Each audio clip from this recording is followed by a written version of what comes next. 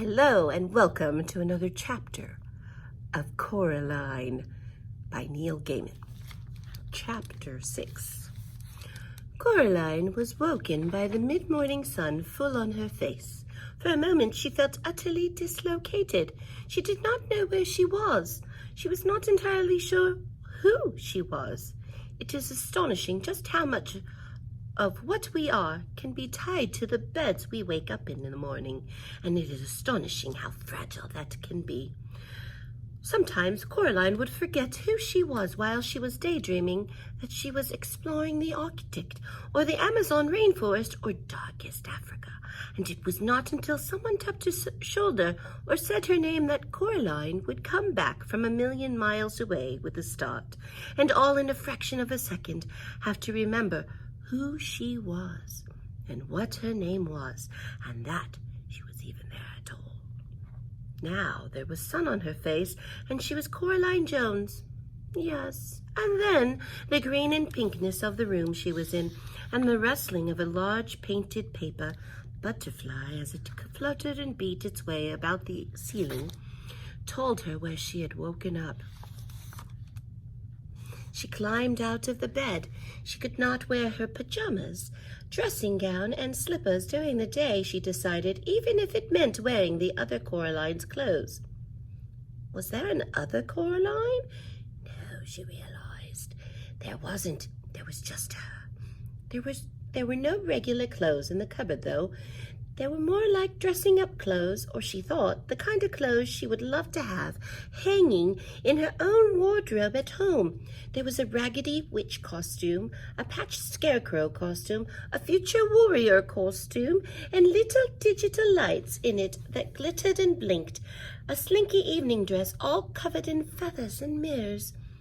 Finally, in a drawer, she found a pair of black jeans that seemed to be made of velvet night, and a gray sweater in the color of thick smoke with faint and tiny stars in the fabric which twinkled. She pulled on the jeans and the sweater. Then she put on a pair of bright orange boots she found at the bottom of the cupboard. She took her last apple out of the pocket of her dressing gown, and then took from the same pocket the stone with the hole in it. She put the stone into the pocket of her jeans, and it was as if her head had cleared a little, as if she had come out of some sort of fog.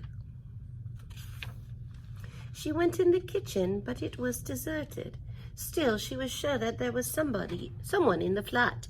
She walked down the hall until she reached her father's study and discovered that it was occupied.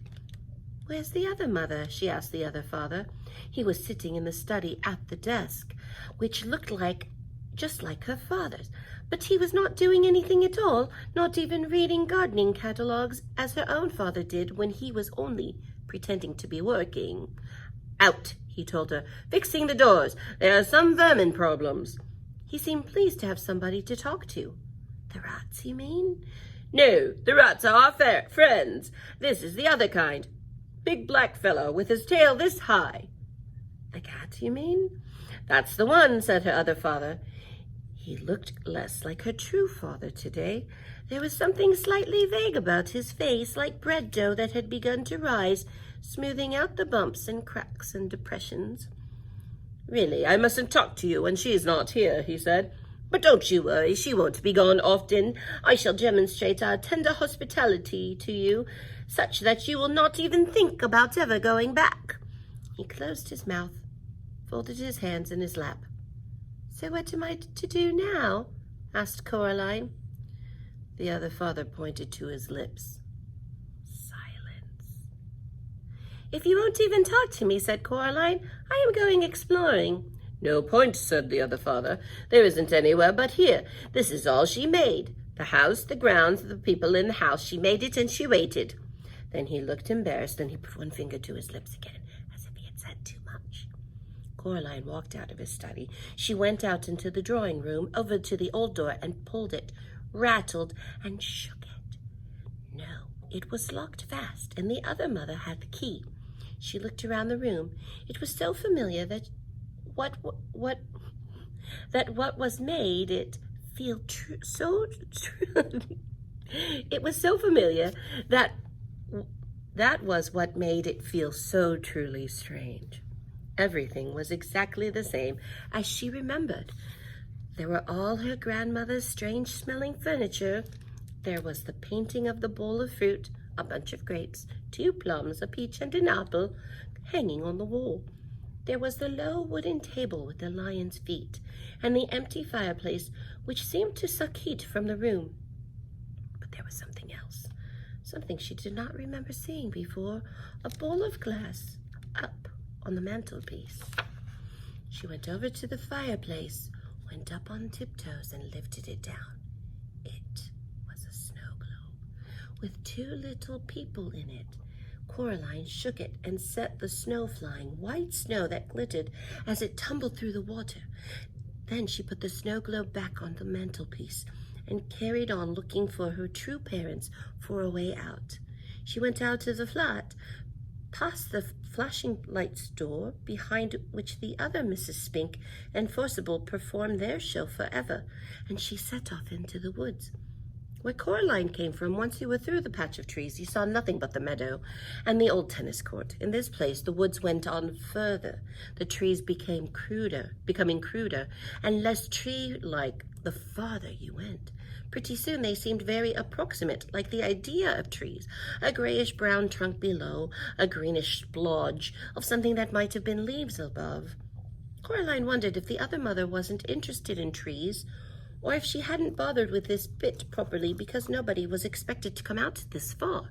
She kept walking, and then the mist began. It was not damp, like a normal fog or mist. It was not cold, and it was not warm. It felt to Coraline like she was walking through into nothing. I'm an explorer, thought Coraline to herself, and I need all the ways out of here I can get, so I shall keep walking. The world she was walking through was a pale nothingness, like a blank sheet of paper or an enormous empty white room. It had no temperature, no smell, no texture, and no taste. It certainly isn't mist, thought Coraline, although she did not know what it was. For a moment she wondered if she might not have gone blind, but no, she could see herself, plain as day. But there was no ground beneath her feet, just a misty, milky whiteness. And what do you think you're doing? Said a shape to one side of her feet. It took a few moments for her eyes to focus on it properly. She thought it might be some kind of lion at first, some distance away from her, and then she thought it might be a mouse close beside her, and then she knew what it was. I'm exploring, Coraline said to the cat. Its fur stood straight from its body, and its eyes were wide, and while its tail was down between its legs, it did not look like a happy cat. Bad place, said the cat, if you want to call it a place, which I don't. What are you doing here? I'm exploring. Nothing to find here, said the cat. This is just the outside, the part of the place she hadn't bothered to create. She? The one who says she's your other mother, said the cat. What is she? Asked Coraline. The cat did not answer, just padding through the pale mist beside Coraline. A shape began to appear in front of them, something high and towering and dark. You were wrong, she told the cat. There is something there. And then it took shape in the mist, a dark house, which loomed at them out of the formless whiteness. But that's, said Coraline. The house you just left, agreed the cat. Precisely. Maybe I just got turned around in the mist, said Coraline. The cat curled the high tip of its tail into a question mark and tipped its head to one side. You might have done it, said. I certainly would not. Wrong indeed. But how can you walk away from something and still come back to it? Easy, said the cat. Think of somebody walking around in the world. You start walking out away from something and end up coming back to it. Small world, said Coraline. It's big enough for her, said the cat. Spiders' webs only have to be large enough to catch flies. Coraline shivered. He said that she's fixing all the gates and the doors, she told the cat, to keep you out. She may try, said the cat, unimpressed. Oh, yes, she may try. They were standing under a clump of trees now beside the house. These trees looked much more likely. There's ways in and ways out of places like this that even she doesn't know about. Did she make this place, then? Asked Coraline. Made it, found it. What's the difference? Asked the cat. Either way, she's had it a very long time. Hang on. And it gave a shiver and a leap. And before Coraline could blink, the cat was sitting with its paw holding down a big black rat. It's not that I like rats at the best of times, said the cat conversationally, as if nothing happened. But the rats in this place are all spies for her. She uses them as her eyes and hands, and with that the cat let the rat go. It ran several feet, and then the cat, with one bound, was upon it, batting it hard with one sharp-clawed paw, while the other paw held the rat down. I love this bit, said the cat happily. Want to see me do it again? No, said Coraline. Why would you do it? You're torturing it. Said the cat. It let the rat go. The rat stumbled, dazed, for a few steps, and then it began to run. With a blow of its paw, the cat knocked the rat into the air and caught it in its mouth. Stop it, said Coraline. The cat dropped the rat between its two front paws. There are those, it said with a sigh, in tones as smooth as oiled silk, who have suggested that the tendency of a cat to play with its prey is a merciful one.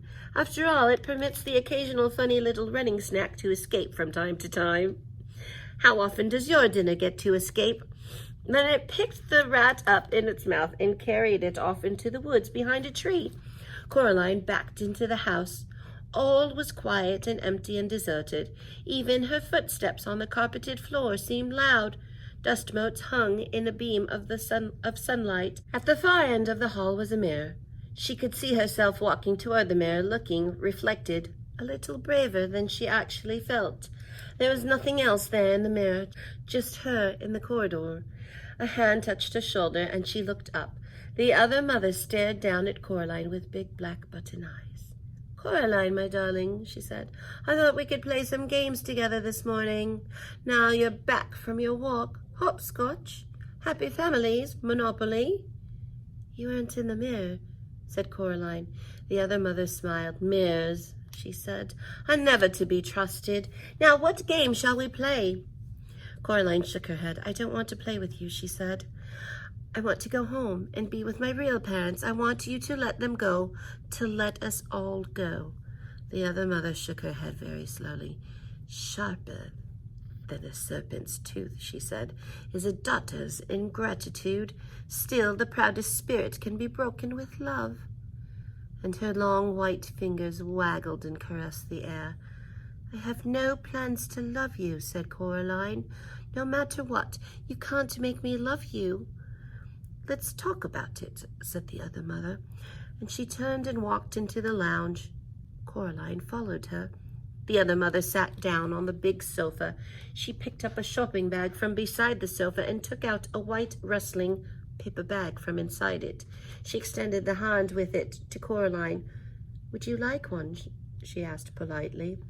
Expecting it to be toffee or a butterscotch ball, Coraline looked down. The bag was half filled with large, shiny black beetles crawling over each other in their efforts to get out of the bag.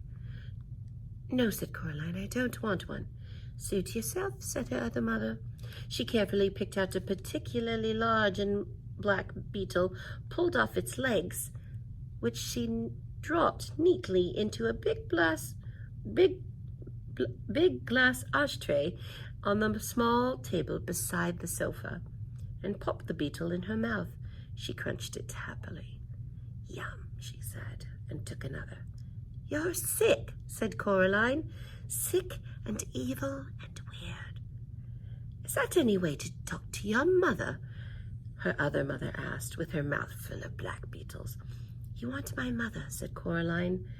Her mother ignored this. Now, I think you are a little overexcited, Coraline. Perhaps this afternoon we could do a little embroidery together, or some watercolor painting, and then dinner, and then, if you have been good, you may play with the rats a little before bed, and I shall read you a story and tuck you in and kiss you good night. Her long white fingers fluttered gently, like a tired butterfly, and Coraline shivered. No, said Coraline. The other mother sat on the sofa, Her mother was set in a line, or her mouth was set in a line. Her lips were pursed. She popped another black beetle into her mouth, and then another, like someone with a bag of chocolate-covered raisins. Her big black button eyes stared into Coraline's hazel eyes. Her shiny black hair twined and twisted about her neck and shoulders, as if it were blowing in some wind that Coraline could not touch or feel. They stared at each other for over a minute. Then the other mother said, "Manners!"